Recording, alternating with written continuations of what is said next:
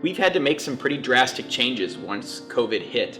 It really shut down most of our traditional club services, and we've had to find other ways to serve families, but emergency childcare has continued, and we were deemed an essential service, and we're there to serve essential workers during the early stages of the crisis.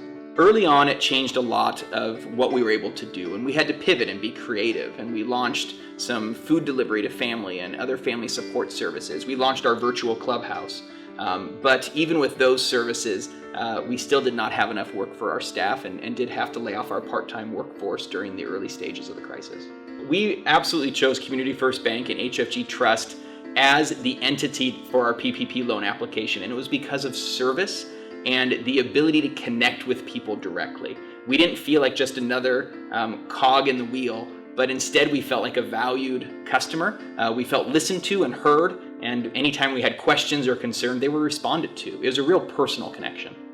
I remember that the loan application dropped very quickly with Community First Bank. It was one of the first I'd ever heard that dropped the application.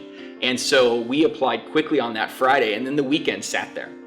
And I didn't know what to expect, but throughout the weekend, as I had questions, whether it was Saturday or Sunday, I was responded to. Staff were working around the clock to make sure that our application was pushed forward so that we could get the funds we needed to continue to serve our community. Once we received the Payroll Protection Program loan, we were able to bring back our workforce. It was really designed to keep people off of unemployment, and it worked for us. And we brought back our workforce and were able to guarantee their hours. Now, that didn't solve all the challenges that COVID created, but it did allow us time to plan and prepare. So as our PPP loan period ends, we now can be more intentional in the decisions that we make and be able to implement those with a little more grace and a little more communication than we could during the early stages of the crisis.